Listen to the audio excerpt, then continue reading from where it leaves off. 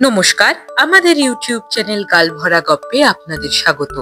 বাংলা সাহিত্যের বিভিন্ন সময় সাহিত্যিকদের রচনা দিয়ে সাজানো আমাদের এই চ্যানেল। আজ আমাদের নিবেদন লেখিকা দীপান্বিতা রায়ের লেখা গল্প যতীন বাবুর বাগান। শুনতে থাকুন গল্পটি। কেমন লাগলো জানাবেন কমেন্ট করে। ভালো লাগলে লাইক করবেন, শেয়ার করবেন বন্ধুদের সাথে, আর চ্যানেলটা সাবস্ক্রাইব করবার অনুরোধ রইল। যতীন বাবুর মনে কোনো শান্তি নেই। রিটায়ার করে নিরিবিলিতে থাকবেন বলে শহরতলিতে একখানা বাড়ি কিনেছেন। ছিমছাম দোতলা বাড়ি, সামনে পিছনে অনেকখানি বাগান। বাড়িতে আগের মালিকই নানা রকম গাছপালা লাগিয়েছিলেন। যতীন বাবুর খুব শখ বাগানের, তাই আগের গাছ তো কাটেনি, বরং নিজেও নানা রকম নতুন চারা লাগিয়েছেন। বাগানের দেখাশোনা করার জন্য মালিও রাখা হয়েছে। নিজেরা এমনিতে ছাড়া হাত পা। দুই মেয়ের বিয়ে হয়ে গেছে, তারা 9 মাসে 6 মাসে আসে। বাড়িতে লোক বলতে যতীন বাবু নিজে, তার স্ত্রী আর বাপের আমলের চাকর নিবারণ। অবসর নেওয়ার পর বাগান করে বই পড়ে জীবনটা বেশ খুশিতে কাটিয়ে দেবেন বলেই বাড়িটা কিনেছিলেন যতীন বাবু। কিন্তু এখন এই বাগানে হয়ে দাঁড়িয়েছে তার অশান্তির কারণ।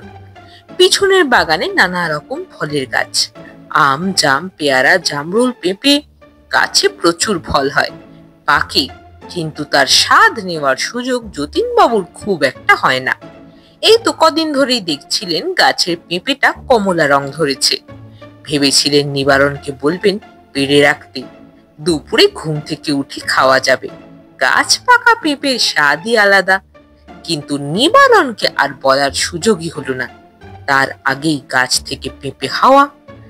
রেগে আগুন হয়ে সারা বাড়ি দাপিয়ে বেড়ালেন যতীন বাবু। পেঁপে চোরকে ধরতে পারলে পুলিশ দিয়ে জেল খাটাবেন, এ কথাও ঘোষণা করলেন। কিন্তু লাভ হলো না কিছুই। চোরের সন্ধান মিলল না। তবে সবসময় যেমন চুপে চাপে চুরি হয় তা নয় মোটেই, ডাকাতিও হয়। সেদিন ভোরবেলা ঘুম থেকে উঠে ছাদে বেড়াচ্ছিলেন যতীন বাবু। ভোরের ঠান্ডা হাওয়ায় শরীর শীতল হয়, মন প্রশান্ত থাকে। হঠাৎ দেখেন পেয়ারা গাছের মাথাটা নড়ছে। তখনই ছুটে গিয়ে ছাদের পাঁচিল ধরে ঝুঁকে পড়তেই দেখা গেল সাদা প্যান্ট, সবুজ জামা, দিব্যি গাছে চড়ে বসেছে। ব্যাস, আর যায় কোথায়? অমনি এক বোম্বাই হাঁক ছাড়লেন যতীন বাবু। এই কে রে? আমি পিন্টু। নির্ভীক উত্তর। কি করছিস ওখানে? নাম শিগগির। পেয়ারা পাচ্ছি তো, টিফিনের পয়সা দিয়ে আইসক্রিম খাবো না। Morning school. মা টিফিনের জন্য যে পয়সা দিয়েছে তাই দিয়ে আইসক্রিম খাওয়া হবে। তাই টিফিনে খাওয়ার জন্য যতীন বাবুর কাছ থেকে পাকা পেয়ারা নিয়ে যাচ্ছে। পিন্টুর কথার মর্মোদ্ধার করতে কয়েক মুহূর্ত সময় লেগেছিল যতীন বাবুর।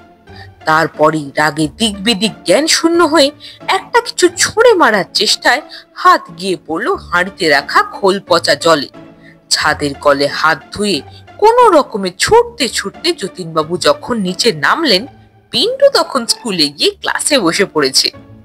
এই পিন্টুর মা বাবার কাছে আমি নালিশ করব। নিবারণ, যা ওর বাবাকে ডেকে নিয়ে আয়। কার বাবাকে ডাকবো? পিন্টুকে তো চিনি না। রাস্তা দিয়ে কত ছেলে পিলে যায়, তাদের বাড়ি ঘর জেনে কি বসে আছি নাকি আমি? নিবারণের কথায় আগুনে যেন ঘি পড়লো। চিড়বিড় করে যতীন বাবু বললেন, তবে যা, স্কুল থেকে কান ধরে নিয়ে আয়। Morning school. কোন স্কুল, কোন ক্লাস জানো তো? এ পাড়ায় কিন্তু 3-4টে মর্নিং স্কুল আছে। স্ত্রীর ঠান্ডা গলা শুনে যতীন বাবু বুঝে গেলেন পিন্টুর খোঁজ পাওয়া কঠিন। কিন্তু হেরে যেতে তিনি রাজি নন। তাই ঠিক করলেন নিজের ঘর নিজেই সামলাবেন।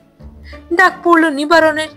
গাছে সব পেয়ারা পেড়ে ফেল, হুকুম দিলেন যতীন বাবু। তারপর অত পেয়ারা কি হবে? গিন্নি জানতে চান। চালের মধ্যে রেখে দেব, পেকে গেলে খাবো। অত পেয়ারা পাকতে হলে আগে বড় বড় 2খানা ড্রাম ভরে চাল কিনে এনো। মোটা চালা নাই ভালো। পেয়ারার গন্ধ হলে সে চাল তো আর ভাত খাবার যোগ্য থাকবে না। হ্যাঁ, তাছাড়া তো ওষুধপত্রের জোগাড় করতে হবে, ধরে নিবারণ। অত অত পেয়ারা খেয়ে বাবুকে যদি আবার ঘন ঘন বাথরুমে যেতে হয়, তাহলে তার ব্যবস্থাও আগে থাকতে করে রাখা চাই। ও, তার মানে তোমাদের আসল কথা হলো গাছের ফল পাকুড় ওইসব ভূত প্রেতদের ভোগেই লাগবে। পালাই ষাট, ভূত প্রেত হতে যাবে কোন দুঃখে? খাবার জিনিস ছেলে পুলেরা খেয়েছে, এতে অত রাগের কি আছে বাপু? গিন্নির কথা শুনে রাগে গুম গুম করতে করতে ঘরে চলে যান যতীনবাবু। গিন্নি আর নিবারণই যে আসল ঘর শত্রু বিভীষণ, এমন সন্দেহ তার অনেকদিন ধরেই হচ্ছিল। হাতে নাতে দু একবার প্রমাণও যে মেলেনি তা নয়। এই তো সেবার গাছে একটা মস্ত মর্তমান কলার কাঁদি পড়ল। সময় থাকতে সেটাকে কাটিয়ে ঘরেও তুলে রেখেছিলেন। চমৎকার সোনালী রঙের কলা, মুখে দিলে যেন মাখনের মতো গলে যায়। এবেলা ওবেলা খাচ্ছেন দিব্যি। ওমা, সেদিন বিকেলে বাজার থেকে ফেরার পর দেখেন গেটের কাছে ৫-৭টা ফ্রক আর হাফ প্যান্ট মিলেমিশে দাঁড়িয়ে গিন্নি তাদের কলা বিলোচ্ছেন। যতীনবাবু প্রায় বাঘের মতো গাঁক করে হুঙ্কার দিলেন, কি হচ্ছে সবে? ছেলেগুলো তো সঙ্গে সঙ্গে দে দৌড়। গিন্নি কিন্তু নির্বিকার, বলে কি না, অনেকগুলো কলা পেকে উঠেছিল, তাই ভাবলাম ছেলেগুলোকে দিই, বিকেলে খেলাধুলো করে খিদে পায় তো। না, দেবে না, দিতে পারবে না, আমার হুকুম। হুকুমটি জারি করে ঘরে ঢুকলেন যতীনবাবু, পিছন পিছন গিন্নি। আর ঢুকেই ডাক দিলেন, নিবারণ, একবার এদিকে আয় তো বাবা। ছিলে কোঠার ঘর থেকে বড় ঝুড়িটা পেড়ে আন। কেন গিন্নিমা?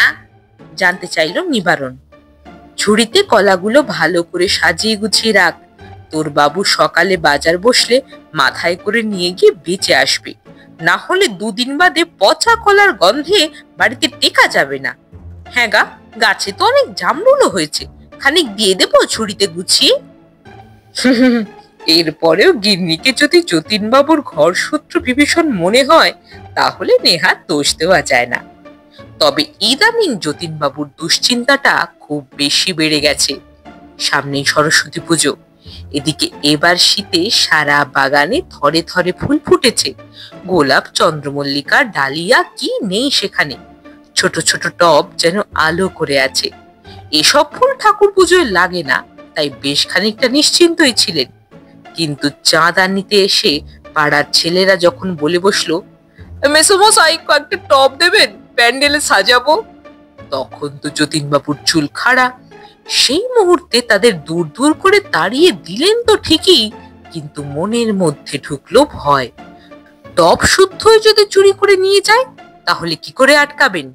টবের গায়ে তো আর নাম লেখা নেই, ফুলের গায়েও নেই। অনেক ভেবেচিন্তে যতীনবাবু দেখলেন টব চুরি আটকানোর একমাত্র উপায় হলো পাহারা দেওয়া, পুজোর অন্তত 2 দিন আগে থেকে। কিন্তু পাহারাটি দেবে কে? নিবারণকে বিশ্বাস করা যায় না, সে তো চোরদেরই দলে, আর নিজেও ভারী ঘুমকাতুরে। তার উপর তার আবার বেজায় ভূতের ভয়। তাহলে কাকে বলবেন পাহারা দিতে? এইসব 7-5 ভাবতে ভাবতে হঠাৎ যতীনবাবুর মাথায় একটা বুদ্ধি খেলে গেল। তিনি সোজা চলে গেলেন স্টেশনের কাছে বিহারি পালোয়ানদের কুস্তির আখড়ায়। সব কথা শুনে আখড়ার মালিক হাঁক পারলেন, এই ভীমা, ইধর আও। অমনি এক বিরাট মুস্কো পালোয়ান এসে হাজির, তার ইয়া ছাতি ইয়া গোঁফ। মালিক বললে, ये भीमा के लिए जान बाबू, सब बच्चा डर के मारे भागবে। কথাটা মনে ধরলো যতীনবাবুর। সত্যি ভীমার পাশে পাড়ার ছোঁড়াগুলো যেন এক একটি নেংটি ইঁদুর। দরদস্তুর করে ঠিক হলো সরস্বতী পুজোর আগে 2 রাত বাড়ি পাহারা দেবে ভীমা। প্রতি রাতের জন্য তাকে দিতে হবে 100 টাকা। সব ঠিকঠাক করে বাড়ি ফিরলেন যতীনবাবু, কিন্তু কথাটা কাউকে বললেন না, গিন্নিকেও না। যথারীতি সরস্বতী পুজোর 2 দিন আগে রাত 8টা নাগাদ হাতে একটা মস্ত লাঠি নিয়ে ভীমা এসে হাজির। তাকে দেখে তো গিন্নি অবাক। যতীনবাবুই এগিয়ে এসে বললেন, বুঝলে, এ হলো গিয়ে ভীমা, মস্ত পালোয়ান। এখন 2-3 দিন রাতেও বাড়ি পাহারা দেবে, পাড়ার ছোঁড়াগুলো যাতে ফুল টুল চুরি না করতে পারে, তাই আর কি। গিন্নির মুখ দেখে ভালো মন্দ কিছুই বোঝা গেল না। যতীনবাবু আরো একটু উৎসাহী হয়ে বললেন, আমিও একদিন নিচের ঘরেই শোবো, বুঝলে। ছোঁড়াগুলো যদি আসে আর ভীমা ওদের তাড়া করে, তাহলে ওকে সাহায্য করতে পারবো। গম্ভীর ভাবে মুখে পান দিয়ে গিন্নি বললেন, দেখো, বুড়ো বয়সে ছোটাছুটি করতে গিয়ে আবার হাত পা ভেঙো না যেন। প্রথম রাতটা নির্বিঘ্নেই কাটলো। ভীমা একটু পরপরই উঠে বাগানে ঘুরে ঘুরে পাহারা দিয়েছে, মাঝে মাঝে হাঁকও পেরেছে। ফুলচোরদের কাউকে আশেপাশে দেখা যায়নি। যতীনবাবুর আশা দ্বিতীয় রাত নির্বিঘ্নে কাটবে। ভীমার চেহারা দেখে ছেলেপিলেরা কেউ বাড়ির কাছে ঘেঁষবে না।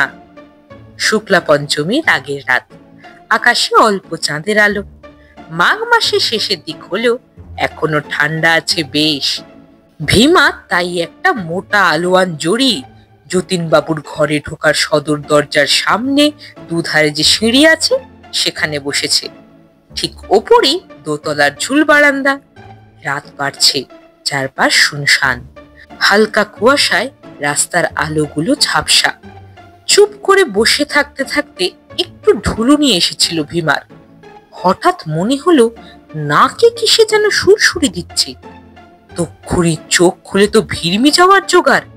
তার ঠিক সামনে ঝুলছে একটা নরকঙ্কাল। সাদা সাদা হাড়ের আঙুল দিয়ে ইশারা করে তাকে ডাকছে। কয়েক মুহূর্ত, তারপরই বাপরে মর গয়া বলে বিকট এক চিৎকার করে প্রাণপণে দরজা ধাক্কাতে লাগলো ভীমা।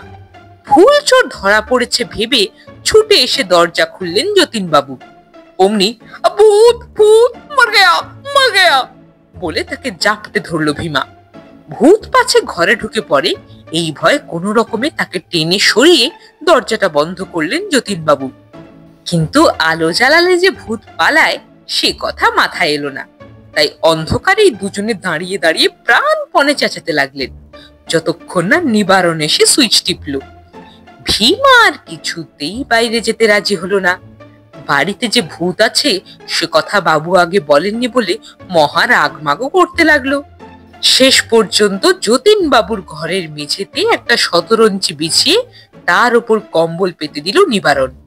সেই কম্বলে বসে সারা রাত সজোরে সীতারাম জপ করতে লাগলো ভীমা। খাটে শুয়ে বিড়বিড় করে রাম নাম জপ করতে লাগলেন যতীনবাবু। সরস্বতী পুজোর বিকেল। গিন্নি গেছেন পাড়ার প্যান্ডেলে বাচ্চাদের বিচিত্রানুষ্ঠান শুনতে। আগের দিন রাতে বাগানের সব টব চুরি হয়ে গেছে। তবে তা নিয়ে যতীনবাবুর আর বিন্দু মাত্র মাথা ব্যথা নেই। দোতলার ঝুল বারান্দায় মনমরা হয়ে বসে তিনি শুধু ভাবছেন, না, এই ভূতের বাড়িতে তো আর থাকা চলবে না। এত শখ করে কেনা বাড়িটা তাহলে বিক্রি করে দিতে হবে।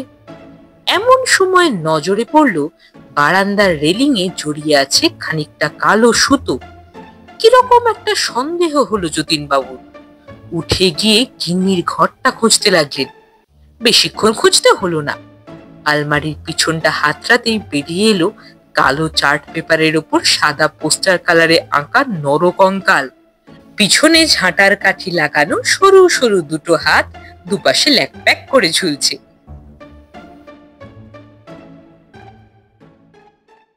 শুনছিলেন লেখিকা দীপান্বিতা রায়ের লেখা গল্প যতীনবাবুর বাগান। কেমন লাগলো গল্পটি জানাবেন কমেন্ট করে। ভালো লাগলে লাইক করবেন, শেয়ার করবেন বন্ধুদের সাথে, আর চ্যানেলটা সাবস্ক্রাইব করতে ভুলবেন না। তাহলে অপেক্ষা থাক পরবর্তী গল্পের জন্য।